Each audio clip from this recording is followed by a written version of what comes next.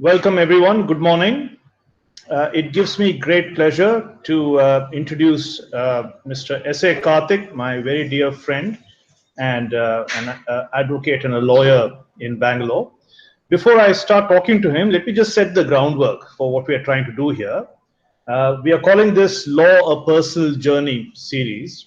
And the reason for that is we want to chat in an informal setting with lawyers from various backgrounds to give them an idea of how their life was to the young lawyers that we have here in our law school and for those who are about to join our law school from this term. And the reason for this is that we thought it would be great for young students to listen to people like Karthik and others who had long and varied careers, and of course have gone to law school on their own, much like your dean, and to kind of get an idea of what their life was, and to hear some interesting things about what they did.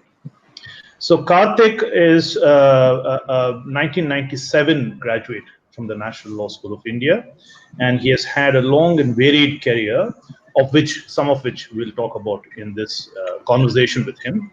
But maybe I should start by asking Karthik the most obvious question, the question that you might have asked a year back, which is, what made you join the law, Karthik? We'll start with that and continue. Sure. To begin with, Nigam, thanks for having me over. Seems like a very interesting initiative. I don't think that there have been many other platforms that have started something like this. To answer your question, what made me join law? Well, it seems funny. It's like how people who are software industry leaders are asked, why did you start your business in Bangalore? And they say this and they say that, and finally they come to the weather, right? Because they say that the weather is so nice that was the clincher. So that might well be the reason, actually, in some ways. Possibly, though I don't think that they would say that with as much confidence now, right? With things deteriorating. But about myself, my father retired as a district judge in the Karnataka cadre of the judiciary. So there was a legal culture at home, which didn't mean that automatically I picked up law as my first choice. In fact, it wasn't. When you say legal culture, was it like, I mean, what was the legal culture at home? Did you discuss Keshavananda Bharati at breakfast? Not at all, sir. Not at all. The legal culture was probably, in those days, you will be amazed, that judges, litigants, and lawyers actually traveled by the same public transport to court.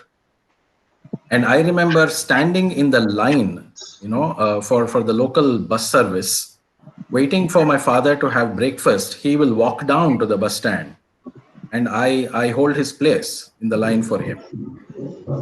Only after suffering some embarrassments, judges then complained to the High Court and said, please get us our own transport, and a bus was arranged. So these are small things. So about myself, I think it was more a culture of a government servant who is a judge. I was in any case in primary school, probably when I became aware that my father was a judge. But that didn't mean that I would take up law, ipso facto. Right? My first choice was actually literature, because St. Joseph's College in Bangalore at that point of time had a very nice English department. They also had some very good economics teachers. So I thought I'll do literature or economics. There's one thing, though, that hasn't changed in all these 30 years, which I think our friends here will relate to. After the 10th grade, in India, still there is this trifurcation of education in terms of arts, science, and commerce. Right? And in those days, the only thing that has changed, though, is if you choose arts today, you are not thought of as a loser. In those days, that was the case. There were these expressions of commiseration when we said, we took arts. They said, okay, let us not ask him anything more about his 10th grade marks. But did you take arts, Karthik? I took arts, even though I got into science, which made me a loony of sorts. Yes, that was a Because bold decision during that time, I would have thought, yes. true. But my mind was set on literature and economics, partly also because all my science classmates went attended tuitions. They didn't have a life, right? After school or college, they just went for tuition, and it was those days when private education, in terms of outside the college teaching, was big business in Bangalore. So much so that they had to pass a law banning private tuitions. So I thought, okay, let me have the good life, read a lot, attend some history classes, economics, English literature. But then it wasn't an adventurous time when somebody who chose these disciplines could earn a decent livelihood, honestly. So law was a default choice in that sense. I had not heard of the Bangalore National Law School. The University Law College, which was earlier called Government Law College, which produced some legal luminaries in this part of the country. That was the most popular college in the city. Now Bangalore has 29 law colleges. But then we hadn't heard of law school. It was a chance meeting with some of our seniors, Nigam, especially Malini, Mallikarjun, and Srinivas Raghavan. You will remember them. They said that there's this new thing, it seems to be different, nice campus and all that. So why don't you try it? And now my family is very confident that if I gave the exam today, I will certainly flunk. But then I got, I got lucky, and obviously got in, and the rest is history. You and I are part of some of that journey. So can I just talk to you about that? I think we should progress to the next stage of your life, Karthik, where you entered law school, and of course the National Law School at that time was in its infancy. We were the 5th batch, if I remember right. Yes. And it was curious for me. In fact, I have not asked you this question in my kind of various conversations with you over the years.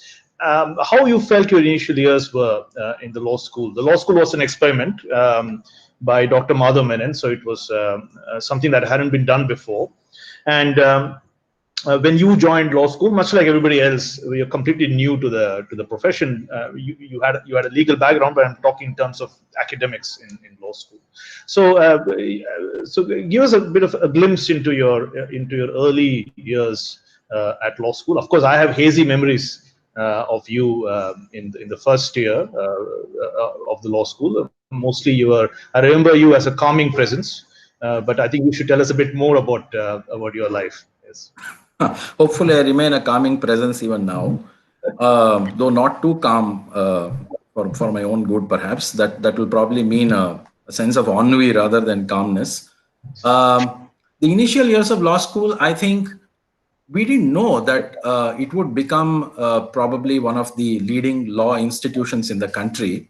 But even then, we had an inkling of being part of something special. I think Dr. Menon has a lot to do with that. His charisma, his persona was such that he infected you with a sense of being part of a special initiative. Right. So I remember in my first year, there was this buzz around every class, okay, where especially, 3 members of the faculty used to, have a dialogue that fizzled out after, some initial experimentation. But I think it did its own good. It gave us a sense of belonging to, sense of ownership over what was going on there. Right from the beginning, I think Dr. Menon had instilled in us that we were being groomed to serve the country as litigating lawyers and judges. Right? At that time, corporate law, I think, was completely out of the horizon. It loomed into view when we were in the 4th year, perhaps. Right? Not before that. And Dr. Menon looked upon the whole corporate law aspect of the legal profession with a bit of contempt, I would say. In fact, yes. He didn't allow us to have campus recruitment on the campus, right?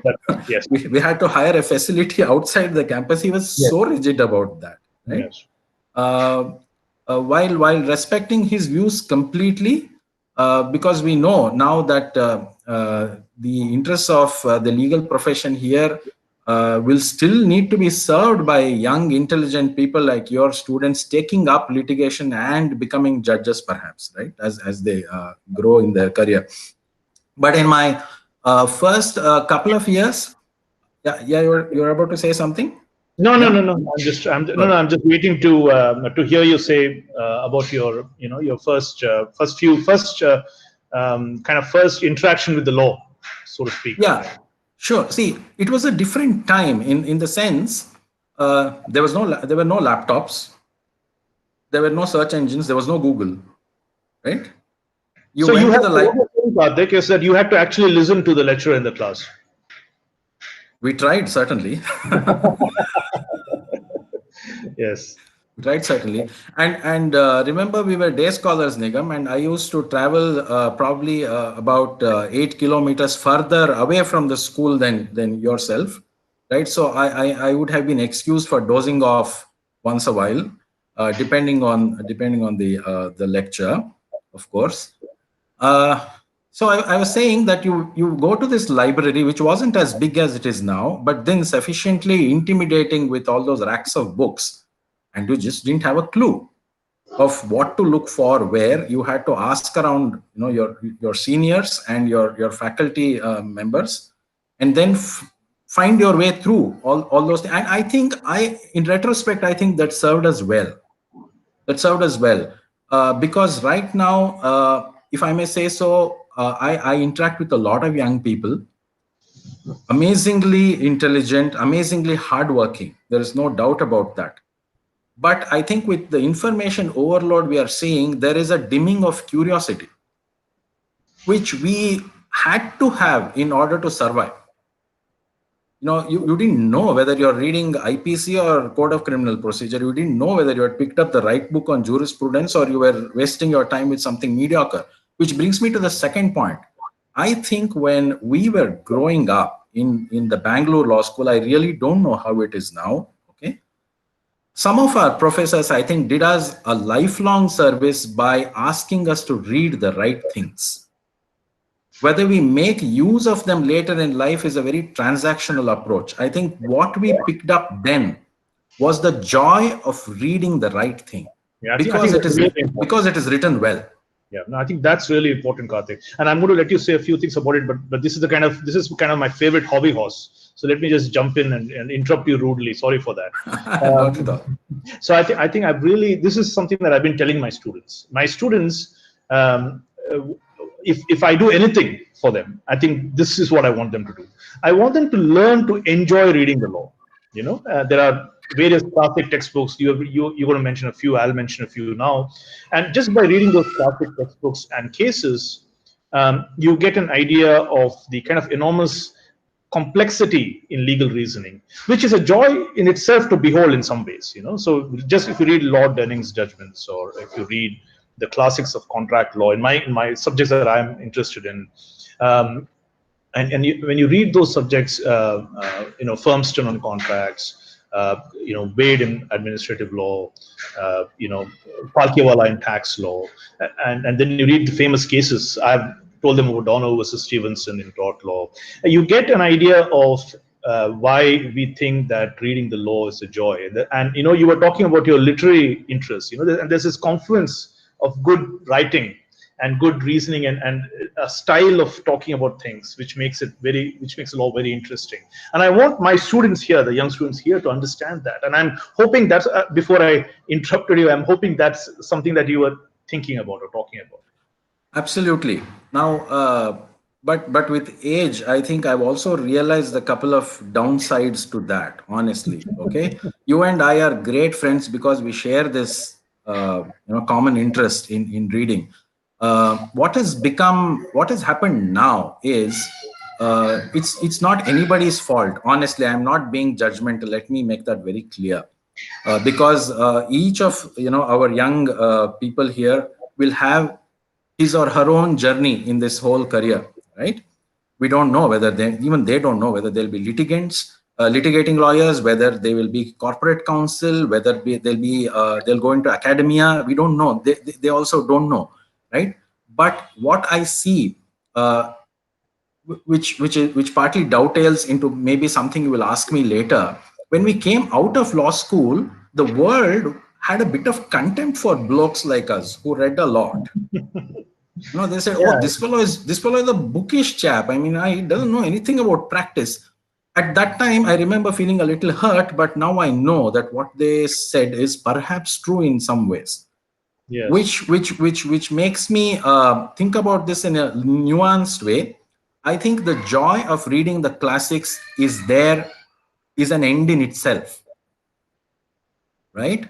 And it will influence you in several ways. You will not settle for something cheaper. You don't need to, right? Second, it will teach you the art of writing elegantly without being bombastic. Right. And you read those texts and you know that this person has conveyed in a sentence or two what a lesser author may take a few pages. Now the downside to that is I find much of the legal writing today immensely boring. Yeah. A person who is and I see this with our friends who have achieved a lot in litigation. They can't read corporate legal statutes and rules, honestly, because they're so badly drafted. Right? There's no elegance there. There's no elegance. You see that there is a loss of transmission that has happened between what this draftsman is thinking and what has come out on paper, which is good for lawyers, perhaps, because they can probably go make a lot of money arguing about what that particular word means. If everything was so clear, maybe we won't be needed. There would be redundancy, right? But but having said that, the downside to appreciating very, very standard writing is you will feel bored with something mediocre. And you believe me, you will be surrounded by mediocrity when you pass out in any arm of the profession. You need to brace yourself for that. Keep your faith in what you have read and what you have been taught and try and see if you can contribute in any way. Yeah. No, thank you for that, Karthik. I almost feel like I'm back in law school talking to you. You're pretty much saying the same thing in law school, I think. Yeah, I remember traveling from Indiranagar to Nagarbavi, a distance of 22 kilometers during exam time, standing in the bus and reading Brownlee and Stark on international law, right? Yeah. And I don't regret that at all. It was amazing. I think Professor Brownlee would never have imagined that we found in Nagarbavi near the bus stand, bus number 235. Yes. Thanks, Karthik, for that. I want to ask you, we have about 10 minutes left. I want to tell our young students here, if you want to ask any questions, you can start doing it in the chat box, or you can wait for the next 10 minutes and you can ask questions. We'll give another 10-15 minutes for Karthik to answer your questions. But if you just hold on for the next 10 minutes, I'll take Karthik through his, he's only in law school so far. I'll take him through the rest of his checkered life, shall we put it that way. So after graduating from law school, Karthik, how were your initial years? Did you jump into litigation or law practice straight away? Did you? What were your whatever you did in the next, say, 5 years or 7 years of law school? Was it planned in any way, or just circumstances took you to things that you didn't anticipate? My first decision to be a litigating lawyer, I think, was planned. At that time, there was a curious rule in which 3 batches, including ours, we were stuck, which was the apprenticeship rule. Oh, right. We had to apprentice ourselves to a lawyer, practicing advocate, and wear this red tie and coat for a year. We were caught in this, in between world. We were neither lawyers nor students nor clerks. Right. So you're a different species by yourself. Yes. We were sui generis, right? So that red tie marked us out for contempt. So only a few judges took pity on us and allowed us to make submissions in court. Otherwise, the High Court. When you say red tie, it had to be like bright red in colors. Oh yes, they could see us from a distance and know that we were upcoming. So I didn't know there was a sartorial angle to the internship rules. This is interesting. I really didn't realize that. Okay. Yeah. And if God forbid, if a guy who had to be in a red tie actually wore a band to fool the judge, you would have it that day. Right? So thankfully they scrapped that rule, but we were caught. We were caught for a year. I had the good fortune of training under an extremely nice, competent senior, Mr. Kumar, who later became Justice N. Kumar of the Karnataka High Court. Yes. A lasting influence, which I don't know, may not be good always, is he never lost his temper with us. We used to commit mistakes, blunder along. We were just, young juniors. We must have caused damage in a few cases, but he never took it out on us, especially in front of clients. Yeah, no I think yelling, no yelling, shouting, and belittling your juniors in front of clients. Something that I learned from him and that has stayed with me. Right? Yes. If you want to give a dressing down to your colleagues, give it offline. Don't belittle them in front of your clients. Right? Yes. Then I went back to law school, because I had hopes of becoming someone like you. You are always a hero of some sorts. So I went back to law school, and by then something else happened, which is I was the first in our batch to get married. Right. Yes. I don't know. I still wonder at the bravado that at that time we were paid 1,000 rupees, all of 1,000 rupees as young lawyers. And a box of crackers for Diwali and a box of sweets on some other festival, and that's about it.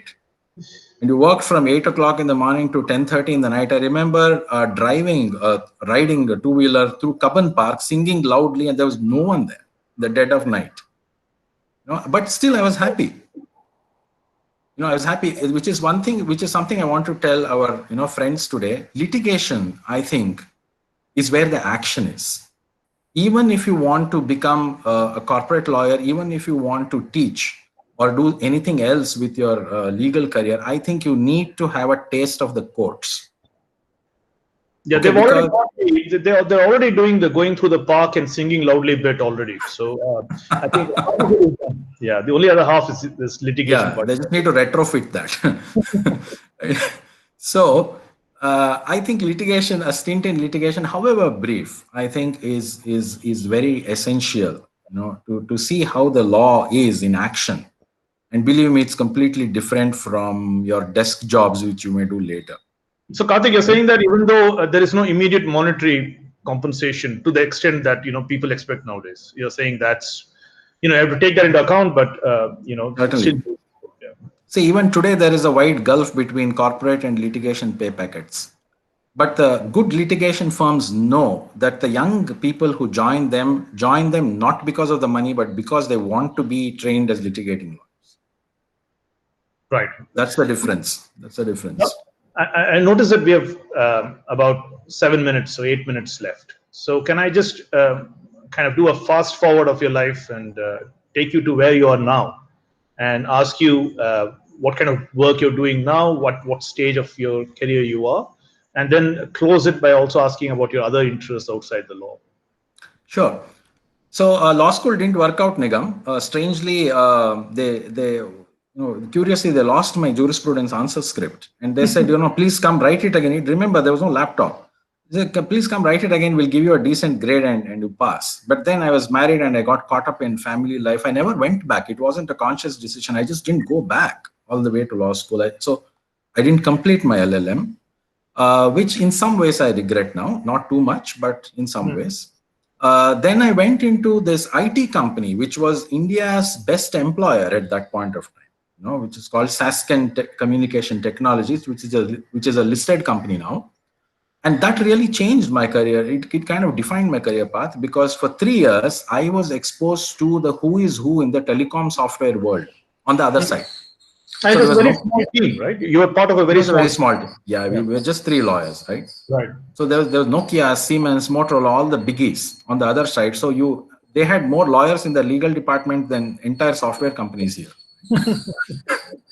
So that shaped my career. I was there for 3 years. Then I joined Indus Law.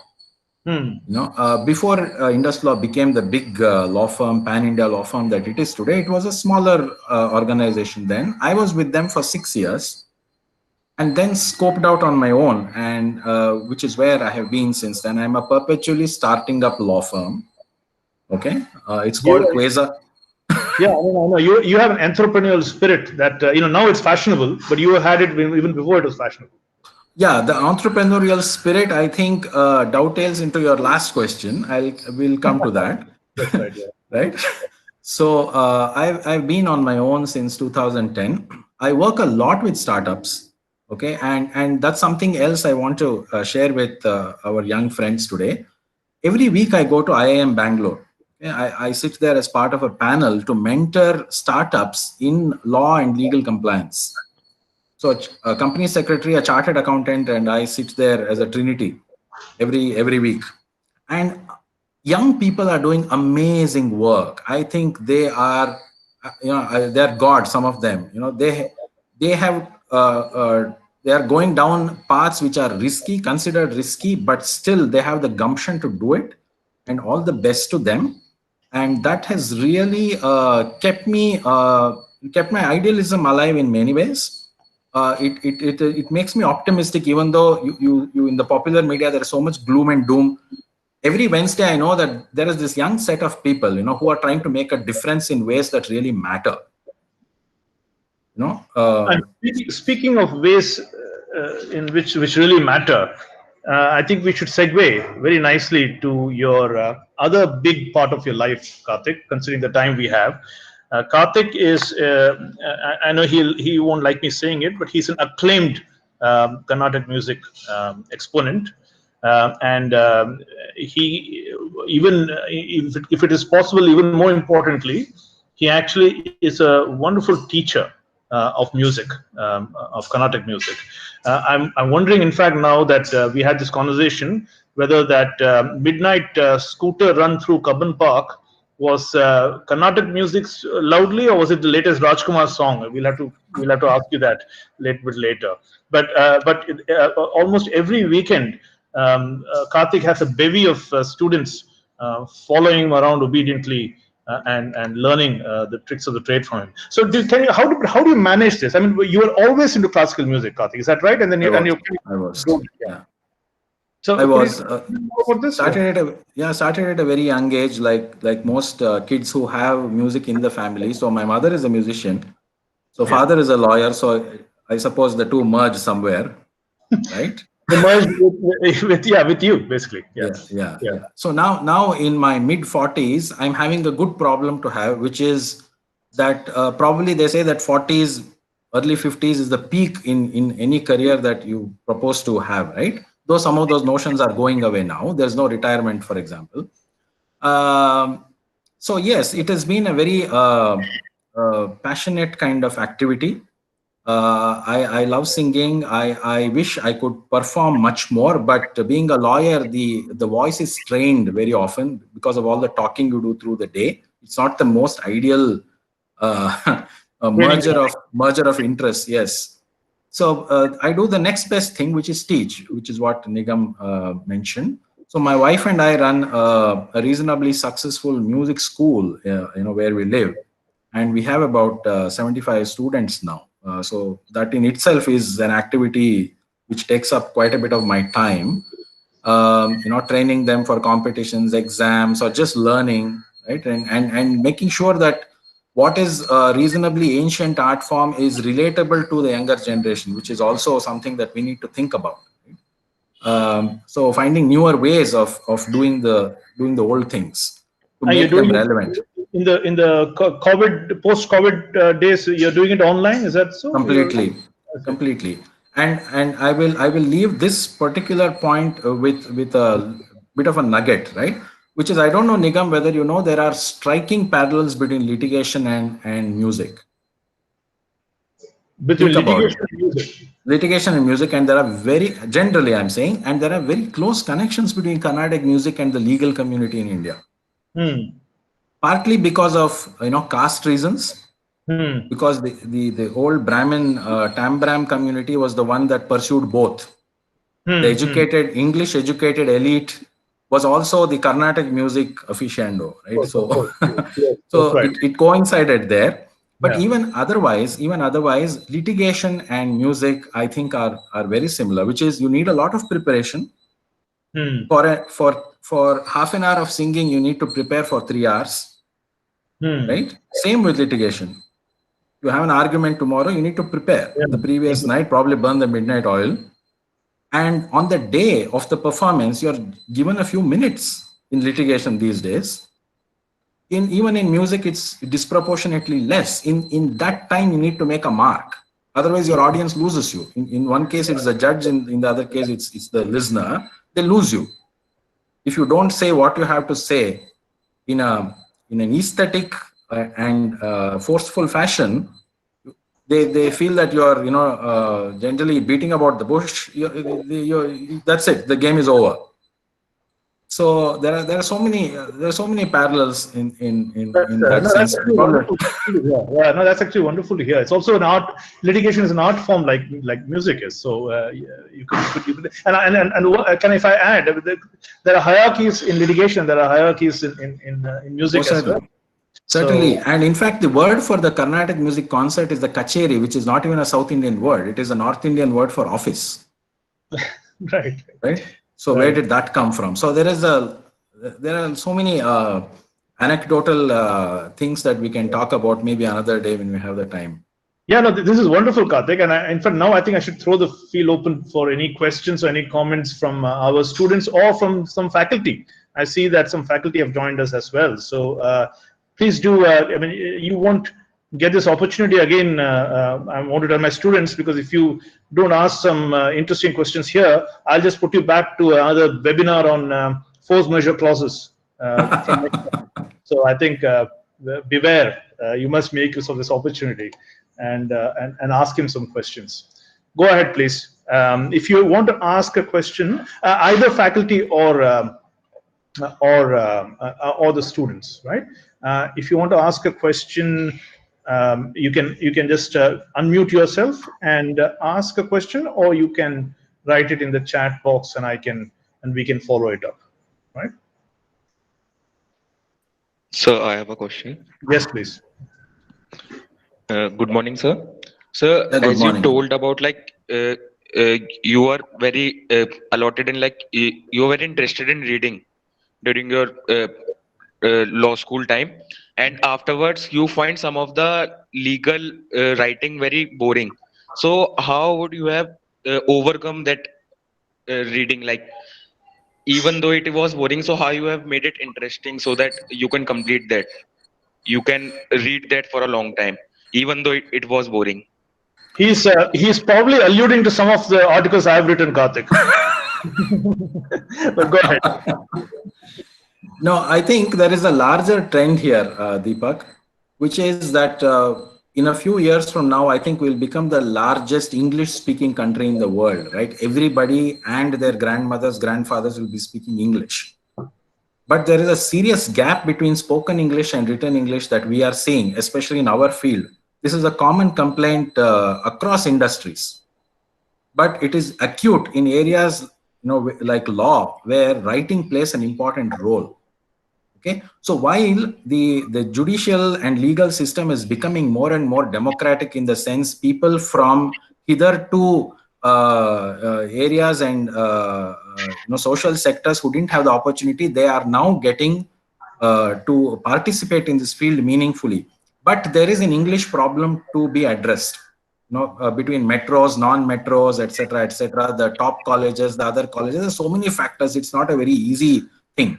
The net result is, I think, there is a tendency to write things in a way where the author is trying to, when I say author, I use it widely, it could be a judge, where they're trying to prove that they are actually very well educated and clever. In the bargain, I think they garble things up. So I think there is a case for probably a university like yours to maybe associate yourself with the Judicial Academy or the parliamentary system, where they hire the draftsmen and teach them how to write. If you notice in the UK, for example, Nigam, I don't know whether you followed this, they've given up on capitalization. Yes. Right? And definitions, it's all lowercase. Yeah. It makes it's so much easier on the eyes. Right? You don't have these strange capitalized expressions popping up all over the place. Yeah. Sometimes I feel that we should have a course on capitalization. in the law school. Everybody across the board, judges, lawyers, students, they capitalize whenever they are in the mood to capitalize. So I think you're right. To answer your question, Deepak, I think it is an occupational hazard. You have to go through. You can't stop reading because it is boring, right? But at the same time, you need to go back to the well-written text and remind yourself what those fundamental principles are, because those principles really don't change too much. Okay. Yeah. Another student, Kanak, had a similar question, so I think you've answered that. She also asked, what do you do when it's a boring article, and how do you then or a boring case, and how do you get through that? And I think that's I mean, just to take forward what you're saying, I think you will have to see some tedious stuff in your life, and you just have to get through that. Yeah. So you need to counterbalance that by reading the good stuff. Yeah. So Tasneem is asked a question. I think she's asked a question on the new education policy. And a question is, do you think that the new education policy is going to change the way people look at law from a young age? She's trying to draw a connection between the new education policy and the way people look at the law. Frankly, Tasneem, I think you know more about the new education policy than me. I haven't looked at it. I read a few articles about it. I think it is more than what it seems, right? Because there are so many agendas and lobbies at play in that new education policy. But to answer your other question, whether people will start looking at law differently, I think law is already a hot area, so to say, right? So there is more acceptability in middle-class families also that their children needn't do medicine and engineering, and they can try something like this. Though sadly, people who don't make it to the premier institutes or who don't have the financial resources to pay end up in very mediocre law colleges, which means that the number of people who are there at the bottom, who are untrained, who don't have a good prospect of earning a livelihood or respect from this profession, that is still a very large number compared to the good work that is being done at the top by good colleges. Correct. So, right? So there's that gap. As that gap gets bridged, and that can happen only when more and more people say that, yes, we don't mind our children taking this line up. Yeah, I think she's also asking about law subjects being introduced in high schools at a younger age. And actually, I'll let you answer that, but let me quickly say, in our time, there was no awareness of the law at all at a younger age. I mean, civic studies. We had civics. Yeah, we had civics and boring, the most boring subject was civics. Yes, that's right. Yeah, but now I think there's something called legal studies, right? At 11th and 12th. Yeah. See, again, it again brings me back to what we said at the beginning of this discussion. You write something well, you teach something well, there will be an audience. Yeah. You say the same thing in the most boring fashion. Who cares? In fact, you'll put off people. That child will make up its mind in 8th grade that this is not for me. Yeah, I think. On the contrary, you get a Professor Nigam to teach high school students, about the law. Yeah. And I'm sure there'll be a whole lot of them willing to take the plunge. Yeah, I should, I think, go to some high schools and do something like that, Karthik. So Nigam, yes. Just 1 second. See, you may have noticed the buzz around popular Indian history these days. Even in our times, even in the times of our friends here, when they studied in school, do they remember their history with fondness? I doubt it very much. No, that was a lesson where you can relax and fool around a little bit and pay attention to math and science.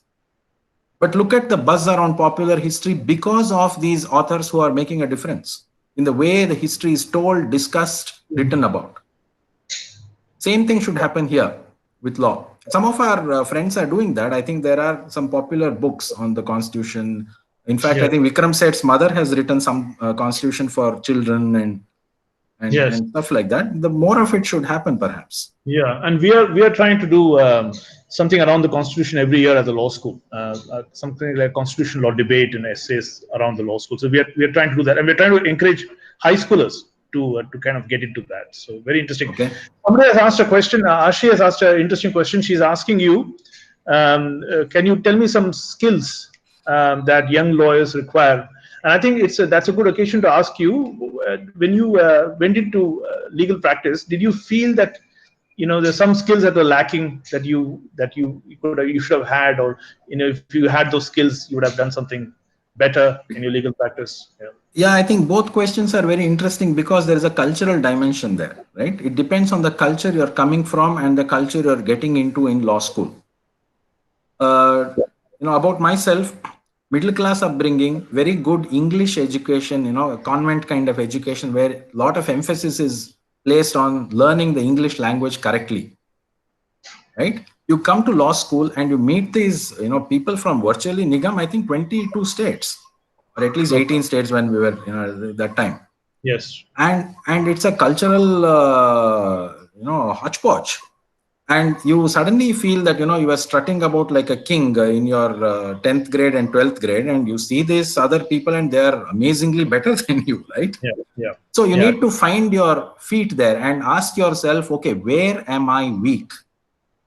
Not from a comparison perspective, but how can I get myself inspired by my classmates, my seniors, my faculty, my juniors, and see how I can work on those skills, right?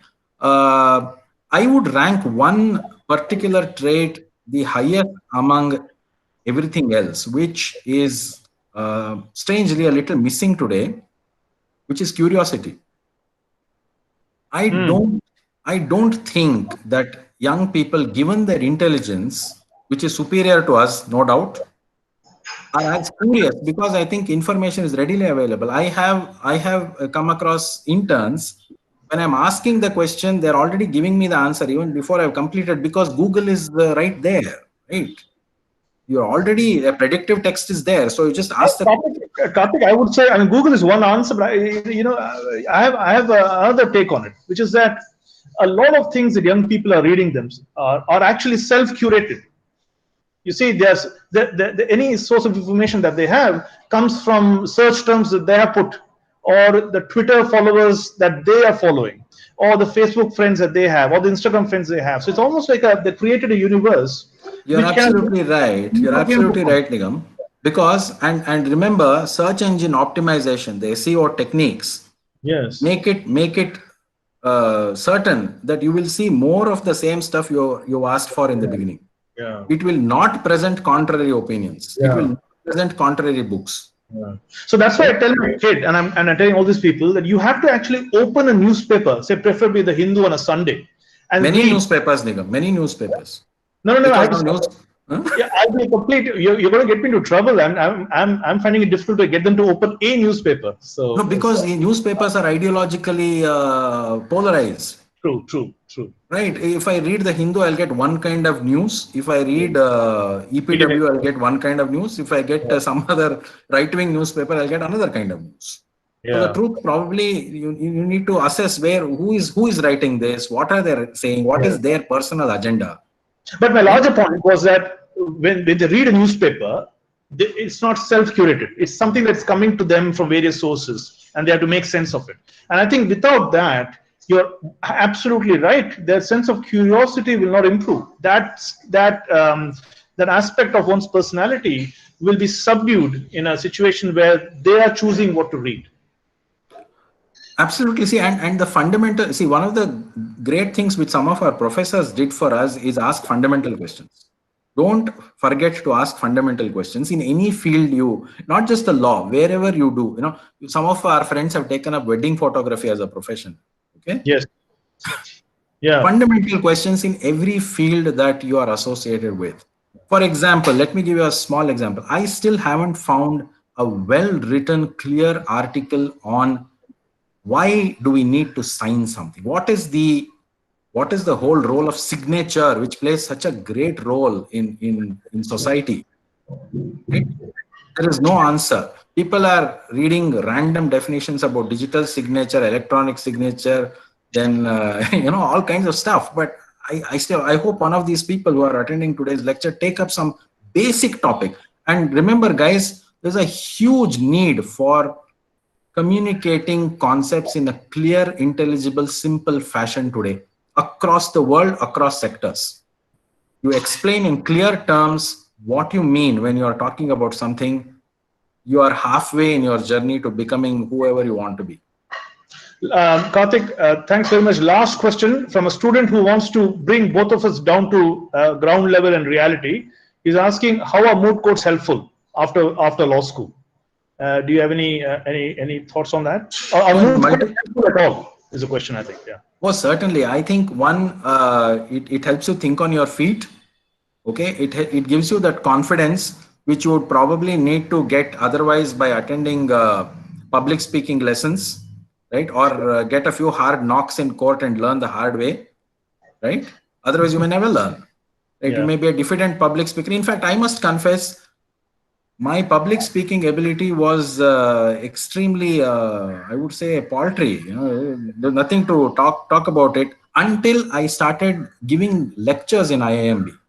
That made a difference. It was like an amphitheater, you know, you have 300 students sitting there and you have to talk.